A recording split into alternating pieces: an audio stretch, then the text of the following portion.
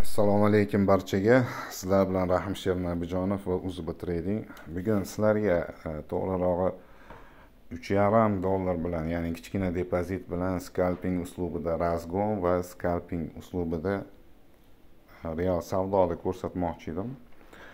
Va ushbu strategiyalar bo'yicha ham ma'lumotlar bermoqchi edim. Hozir mana istoriyaga kiradigan bo'lsak, сегодняni bosadigan bo'lsam, mana ko'rib turibsizlar. Bu sentoviy shot, hech qanaqa demo emas, mana standart real va buni pulda yechib ham ko'rsataman realligini. Что mana $3,5 dan hozirgi bugungi natijalar bu yerda yuqori qismlardan mana 820 dan ham sell, buy, sell, xullas barcha сделкалар mana ko'rib turganinglardek foydada. Va yuqori 65 lardan sell olganim va hokazolar. Основной plyusda eng asosiysi mana последний nedelyada bunda savdo qilganim yo'q edi. 370, ya'ni $3.70 dan где-то 2 soat bo'ldi shekilli bunga nima qilganimga.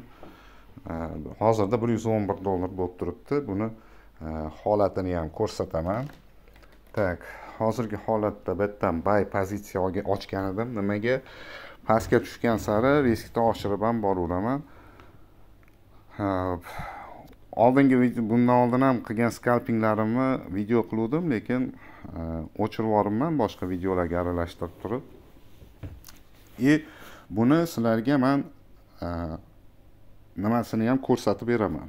Nima deydi? Kreditniy plechoda ko'pchilik shubhalanib turibdi-da. Hozir mana $10 bo'ldi. Yana qo'shildi. Tak, buni yopamiz. Scalping uslubidagi. Bular kuchliroq zona edi. Shuning uchun bu yerdan baribir bitta pastga reaksiya beradi. Kelinglar, shu reaksiyasiga ozgina sell olib, sellga ham ishlab olamiz. Tak. $2-3 bo'lsa ham hamma. Bu yerdan bitta pastga reaksiyasi bor. Tak, qanchalik darajada bor? Где-то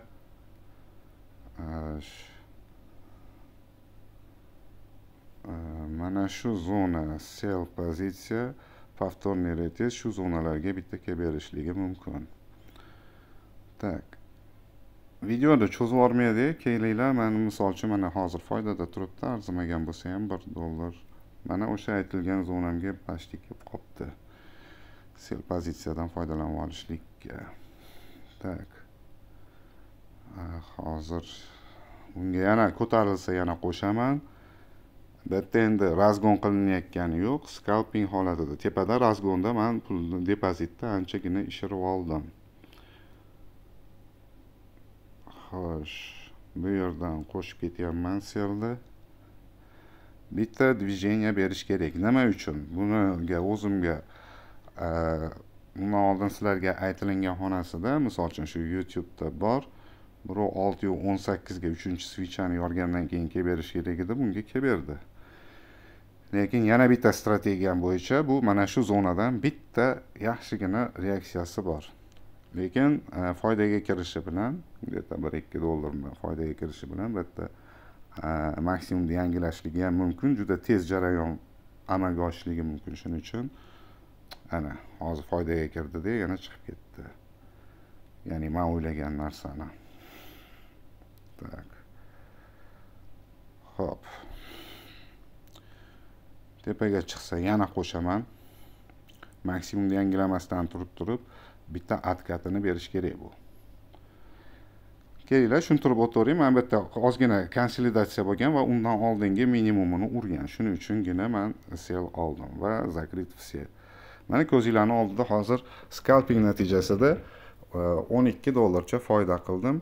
Buni hozir ko'pchilik ishonmaganda men bu nima holatlariga pulda yechib ham ko'rsataman sizlarga.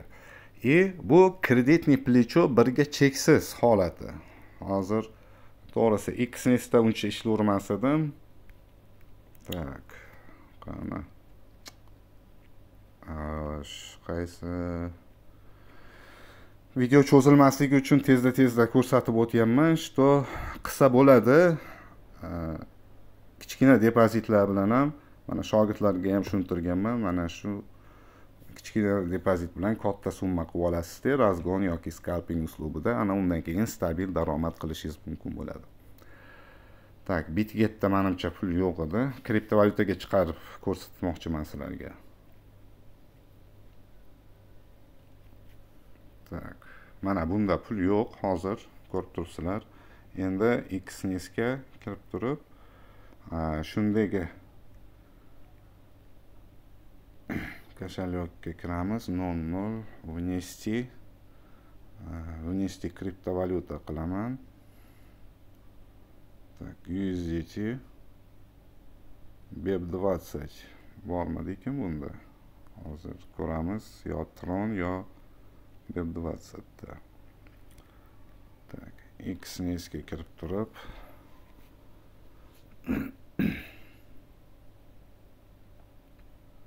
tak. Mana bu joyda ushbu shotda $127 ko'rinib turibdi. Withdraw'da bosib turib, TRS20 olish kerak ekan. Tronnikini olamiz.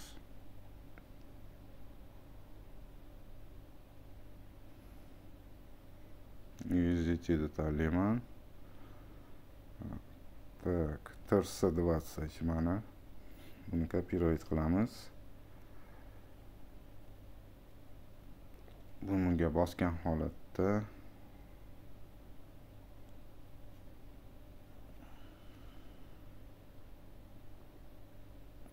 hozir 1 daqiqa pauzaga qo'yib turaylik.